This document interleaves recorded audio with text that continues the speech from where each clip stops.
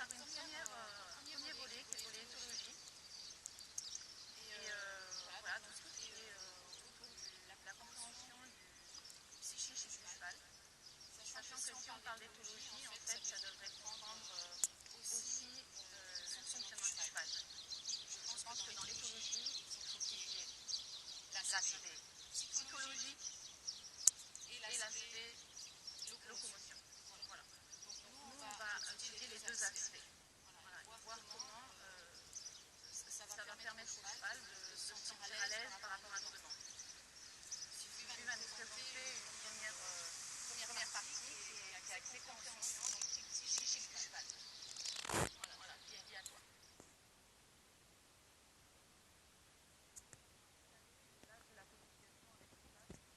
L'important, ça va être de rentrer dans son monde, de voir comment installer un langage qu'ils comprennent et avec lequel on arrive à se comprendre tous les deux et à se parler plutôt dans le respect et agréablement.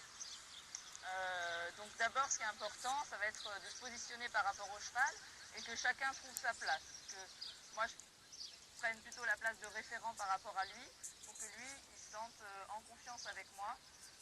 Donc pour ça, on va commencer déjà pour rentrer en discussion avec le cheval, à chercher à contrôler ses pieds, à capter son attention. Donc il faut que moi, j'ai mon espace personnel, que le cheval ne vienne pas dans mon espace, et en même temps que je puisse avoir un contrôle sur ses pieds. Donc on va commencer par un premier exercice de base, qui va être de contrôler ses postérieurs. Donc vous voyez que quand je prends le contrôle des postérieurs du cheval, je vais avoir l'attention de mon cheval qui va rester avec moi.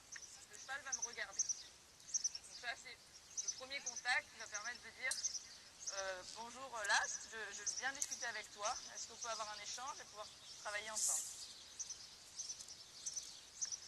Voilà, donc je me positionne et ensuite donc je vais communiquer comme ils se parlent entre eux dans la nature. C'est-à-dire que je vais venir vers lui, bouger ses pieds. Si je n'ai pas de réponse, je vais venir renforcer mon action jusqu'à obtenir une réponse. Tout ça en essayant d'être le plus clair possible pour lui expliquer comment il va pouvoir me donner la solution que j'attends de lui. Donc si là le cheval ne comprend pas bien, je vais avec ma longe lui indiquer de garder la tête vers moi.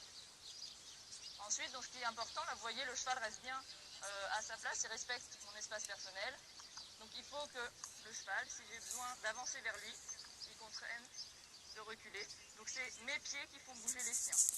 Hop, s'il décide de reculer et de revenir vers moi, de reculer, je vais demander à mon cheval de revenir vers moi. C'est moi qui contrôle ses pieds. Donc si là d'un coup le cheval avance, on a souvent ce cas-là, d'un coup il avance, il a envie d'aller quelque part, et on a des cavaliers qui vont, hop, sans faire action, reculer leurs pieds, et là c'est le cheval qui prend le rôle de référent. Du coup il va plus se référer à nous.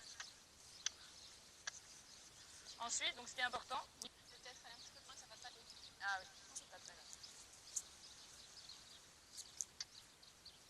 À moi, le cheval, je dois pouvoir le caresser sans qu'il ait peur de moi, puis des sensibilisations matérielles. Le matériel, le stick qu'on peut utiliser, fait partie de moi pour le cheval, il doit le respecter et en avoir confiance aussi autant que moi.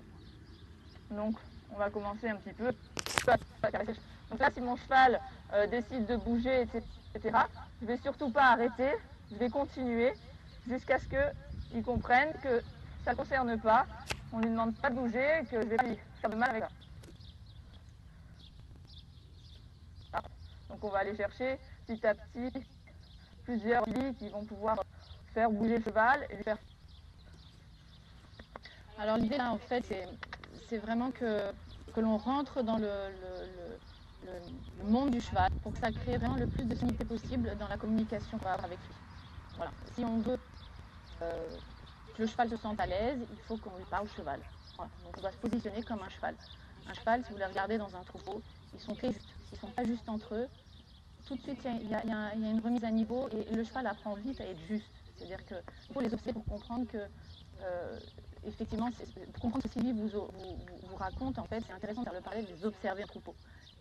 Sylvie va se positionner vraiment comme un cheval, sauf qu'elle. Mais voilà, elle va parler cheval. C'est ce qu'elle expliquait. C'est la première chose à comprendre pour essayer d'accéder à la sérénité.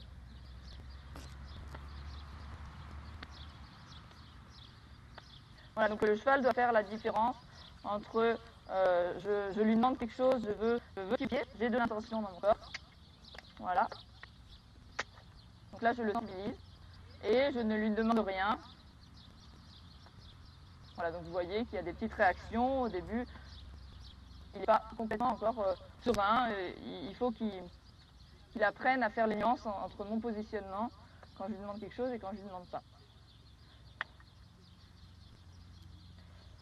Donc ensuite, on va voir un petit peu comment mobiliser toute partie du corps qui vont nous permettre par la suite, dans le travail monté, de pouvoir bouger son cheval et demander différents exercices.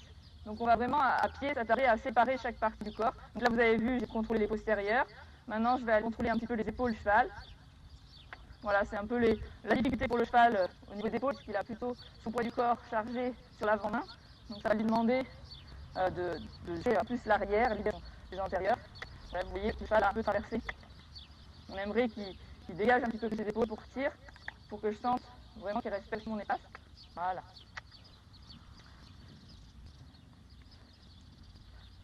Donc je vais essayer d'installer un langage avec lui. Donc là, si je veux que mon cheval accélère un petit peu le pas, je vais me positionner pour renforcer mes actions. Dès que le cheval me donne la réponse qui va vers celle que j'attends, je récompense tout de suite pour bien lui faire comprendre que c'était joué. Imaginez, je veux faire un départ au trot. À chaque fois, j'ai une petite accélération, puis je relâche toujours, hop, et je relance jusqu'à avoir mon départ au trot.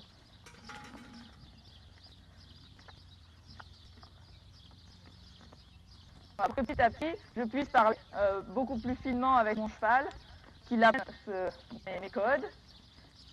Oh, ça. Oh. Ensuite, là-dedans, on va essayer vraiment penser à ce que le cheval donc, soit acteur de ce qu'il fasse. Et du coup, je ne vais pas, si je lui demande de trotter sur le cercle, l'entretenir, lui demander de continuer de pousser, toujours l'assister. En fait, je vais marcher vraiment dans tout le travail à pied par essai-erreur. Donc moi, je lui propose de partir au trot. Voilà, là, je suis confortable pour lui, donc c'est la bonne réponse. Si lui choisit de passer au pas, je vais lui expliquer que c'est pas ça que j'attendais de lui, jusqu'à ce qu'il comprenne que je voulais qu'il passe. Donc là, c'est lui qui est acteur, je ne suis pas en train de le pousser. Hop, et je renforce mon action. Alors, il faut bien comprendre qu'il y a positionnement. Nous, on a un objectif en fait qui est de communiquer avec le cheval. Le cheval, si on lui demande dans un premier temps son objectif, c'est d'aller brouter et rejoindre ses congénères. Donc, il faut remettre les choses dans le contexte. Il est dans une carrière avec le cheval qui n'est pas humain. Et donc, il faut lui créer l'envie de rester avec nous. Donc, on a pris le cheval d'un contexte naturel, on le met dans un contexte naturel, et là-dedans, on essaye de communiquer avec au plus proche du naturel. Voilà. C'est pour ça qu'on s'attarde à cet aspect, et c'est pour ça qu'il faut vraiment, comme le dit Sylvie, avoir des renforcements effectivement négatifs, mais vraiment balancés avec du renforcement positif, avec de la récompense. Créer l'intérêt.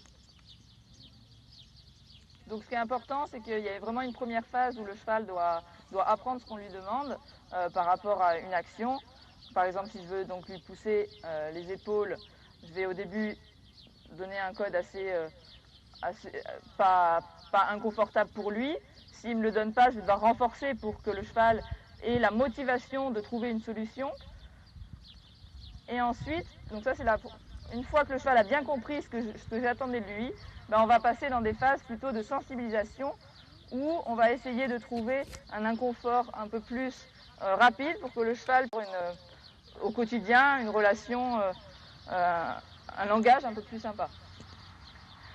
Donc là, on va passer à la partie montée.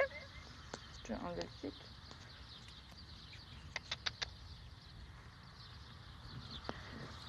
Donc en fait, on a vu qu'on a mobilisé les antérieurs, les épaules à pied.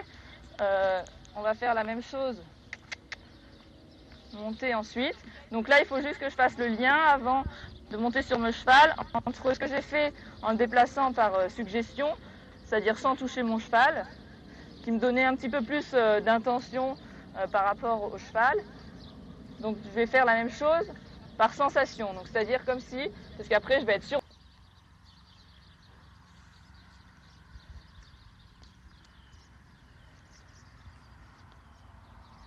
Voilà, donc si on veut être dans du confort, enfin, avec un cheval serein, voilà, c'est important d'aller décortiquer et de lever de la part du cheval. C'est-à-dire qu'un geste envers le cheval doit être compris et intégré pour qu'il y ait du calme au bout. Et là-dessus, on pourra après demander au cheval d'autres efforts, en fait, et on verra ça plus tard. Donc là, le bar, c'est une étape très importante. C'est important que le cheval ait bien compris qu'il doit rester immobile pendant le temps que je monte. Donc ce qui est important, c'est que si mon cheval a envie de bouger, lui laisser faire l'erreur de bouger, pas le tenir, pour que de là, il apprenne. Moi, par contre, s'il bouge, je vais aller dire « Ok, tu veux bouger, on va bouger », je vais aller lui faire bouger un peu les pieds, pour lui donner envie, la prochaine fois, de rester immobile. Donc ça peut prendre, suivant les chevaux, plusieurs répétitions. Et il faut vraiment essayer de leur laisser faire l'erreur pour qu'ils apprennent d'eux-mêmes que finalement, rester immobile, c'est pas plus mal. Donc là, on voit qu'il est assez confortable ici. Donc je suis OK pour monter dessus. Voilà. Donc là c'est OK. J'ai validé mon étape. Est-ce que vous m'entendez toujours parce que ça a bipé? Donc la première chose que je vais faire, c'est rien. Rester immobile, calme avec le cheval pour pas qu'à chaque fois que je monte dessus, il anticipe qu'on démarre.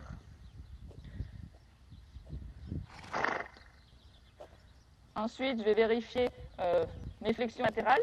Donc ça, c'est quelque chose que j'aurais fait bien sûr à pied avant. Donc ça, la flexion latérale va me permettre de contrôler mon cheval. S'il est fléchi, il ne peut plus avancer contre les pieds. Donc c'est un exercice qui est forcément évident pour les chevaux, parce que d'une part, physiquement, ça peut être, suivant le chevaux, compliqué de donner la flexion, et psychiquement, on lui la possibilité de fuir, la possibilité de regarder, d'écouter comme il a envie. Donc ça peut être quelque chose d'assez stressant. Donc c'est quelque chose qu'il va falloir amener progressivement, tout dans la tête. Tout au long. Voilà, je vais demander de céder, hop, et tout de suite, je recède. Écarte un petit peu du plot. Oh. Donc la même chose à partir du mouvement, je fais un plot pas. Là, je vais pas demander de bouger, hop, je lui redemande de céder. Donc il a eu la possibilité de faire l'erreur ou pas, il n'est pas pris l'initiative, je dis que c'est pas ça que j'attendais de lui. Donc c'est pour ça qu'au début, on va essayer en école, ça va être aussi pédagogique, lâcher un petit peu les rênes et les mains, laisser les chevaux faire les erreurs et leur expliquer ce qu'on attend d'eux. Et du coup, pas avoir d'impact sur la bouche pour pouvoir la préserver. Donc ils ont bien compris les aides, là du coup avoir un bon rapport bouche. Donc ensuite, je vais faire mon petit contrôle de pied, vérifier que mon cheval puisse mobiliser les postérieurs, qui comprennent l'action de ma jambe isolée qui veut mobiliser les postérieurs. Donc au début, on aide le cheval à trouver la solution avec une légère flexion. Après, il faudrait que sur la jambe, le cheval comprenne postérieur. Donc c'est un exercice qui va permettre aussi de recapter son cheval, parce que du coup, la tête va revenir un petit peu à moi. Et tout le pied, forcément, fait que le cheval se reconcentre sur ce qu'il doit faire, et du coup, on regagne un petit peu l'attention de son cheval. Ensuite, on va passer au contrôle des antérieurs. Donc, pour ça, il faut que le cheval déjà libère un petit peu son avant-main. Donc, il demandait un petit pas déjà d'aller vers l'arrière. Donc, ce qui est important à chaque fois que j'ai demandé quelque chose à mon cheval, ça va être à l'idée d'aller vers ma réponse couette, de bien céder, par exemple, à ne pas de reculer. Tout de suite, il m'a donné juste le recul du poids du corps. Tout de suite, je cède. Par contre, si je veux pas de reculer, je vais redemander tout de suite après pour avoir ce que je voulais. Ça. Donc de là, je vais demander mon poussant à ma jambe extérieure, la jambe droite pour aller à gauche. Voilà. Et en dedans, avec les rênes. Oh. Donc là, on a un cheval qui est très sensible à l'action de mes jambes. En fonction des chevaux, il va falloir un petit peu renforcer les actions, toujours en étant très progressif. Si on demande quelque chose et puis d'un coup on répète et d'un coup on va plus fort, ça va pas être juste et effectivement la cheval va perdre confiance en nous et ça va être moins sympa de travailler avec nous. Donc plus, comme l'a dit Julie tout à l'heure, plus on est juste dans nos demandes, meilleure sera la relation. Donc on va aller un peu dans le mouvement. Donc la réponse aux jambes, c'est pareil, c'est important de bien la conscientiser. Je mets ma jambe dans le cheval, à peine j'ai une réponse, tout de suite bien relâcher. C'est-à-dire laisser faire l'erreur au cheval, la même chose qu'on a vu à la longe, pas tout le temps mettre mes jambes pour l'entretenir, je le laisse faire, s'il cale, pour dire non, j'attendais pas ça de toi, on repart. Donc là, je vais vérifier et je vais sensibiliser mon cheval à l'arrêt. Donc d'abord avec ma posture et ensuite en l'aidant avec les rênes et le licol. Donc ce qui est important, ça va être de bien décomposer les phases. Donc je me grandis, je marche, je laisse mon cheval vraiment marcher, je me grandis un petit peu sur le licol et ensuite la flexion, puis j'arrête. Donc ça c'est un cheval qui a plutôt envie d'avancer. Donc là il a choisi d'avancer, je ne l'ai pas demandé, on est gêné par les aussi. Donc je vais faire un petit peu les pieds.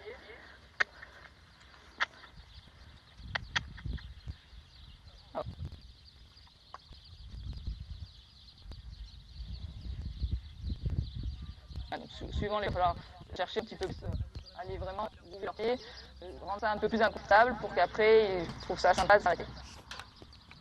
Ensuite, dans le travail qu'on va proposer au début, essayer de chercher vraiment comment, avec l'espace par exemple, je peux motiver mon cheval. Donc un cheval, on a souvent du mal par exemple d'aller à un point à un autre. Le cheval ne sait pas trop où aller, il n'a pas trop de but, il ne sait pas trop, il ne comprend pas encore très bien nos aides. Donc du coup, on va par exemple lui proposer de faire un point à point, d'aller d'un point à l'autre pour trouver en lui une motivation et que ça soit un peu plus clair pour lui, l'action de nos jambes et le mouvement en avant. Donc par exemple, je peux positionner mon cheval ici, créer une zone de confort où là c'est l'arrêt, donc c'est très important chez le cheval, le confort, le repos. Voilà, donc rester ici un temps, une trentaine de secondes par exemple, une minute, en proposant des gratouilles, rendre cet endroit très confortable. Et ensuite, on va se diriger vers un autre point et recréer une zone de confort. Donc les chemins manquent un petit peu d'impulsion et de motivation. Petit à petit, vont aller d'un point à un autre avec beaucoup plus d'entrain. Donc cet exercice-là, ça va être fait pour faire la même chose. Par exemple, un aspirate, il sait qu'il a son confort derrière, il va envie d'aller vers l'endroit où c'est qu'il a sa pose.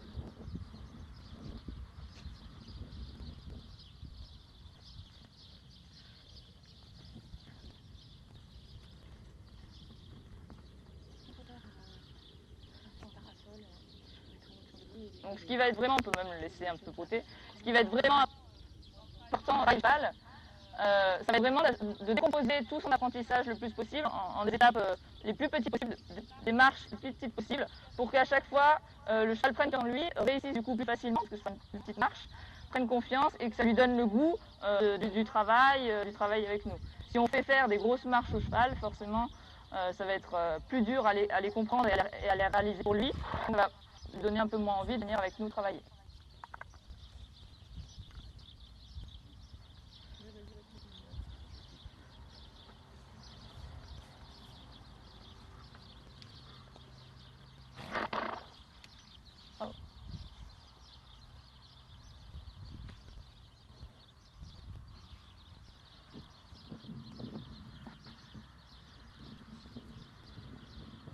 Voilà, donc la première étape va être vraiment de comprendre au cheval que mon cheval est pris toute aide pour pouvoir après passer sur pour pouvoir travailler ensuite sur le travail un peu de locomotion du cheval du coup par la suite. Attends, parce que j'ai mis Ouais, peut-être que je rappuie. Non, pas. C'était pas débranché là? Pas? Ouais, vous m'entendez? Ça marche? C'est bon. Vous disais quoi? Je disais que donc, cette première étape est essentielle pour la suite. Il répond facilement qu'il fasse de lui-même les choses en fonction de mes demandes pour pouvoir ensuite travailler un peu plus activement. Voilà, la difficulté, je pense que c'est facile à comprendre, c'est de créer une motivation au cheval, pour le cheval, de la part du cheval, en fait, une motivation à nous donner. Pour ça, dans son monde, qu'on soit le plus conforme à lui. Donc là, on a vu l'aspect psychologique, comportement. Le cheval, il va effectivement, comme nous humains, chercher le confort. Il faut qu'on lui crée quand même une certaine dynamique, qu'on lui crée des points des moments de repos, des moments d'action, et que ce soit encourageant, que ce soit bienveillant. Très bien. Là, maintenant, on va essayer de comprendre un peu la suite, c'est-à-dire que c'est pas que ce volet-là, il faut que le cheval donc ait une motivation et un confort à nous porter. Et c'est pas qu'en faisant juste de la sensibilisation et de la désensibilisation que l'on va y arriver. Donc, par rapport à sa morphologie et par rapport à chaque cheval. Chaque cheval va rencontrer certaines difficultés qui sont très en lien, qui sont propres à lui-même. C'est en lien avec des techniques différentes. Des grands pôles, et c'est ce qu'on va essayer de démontrer par la suite. Voilà.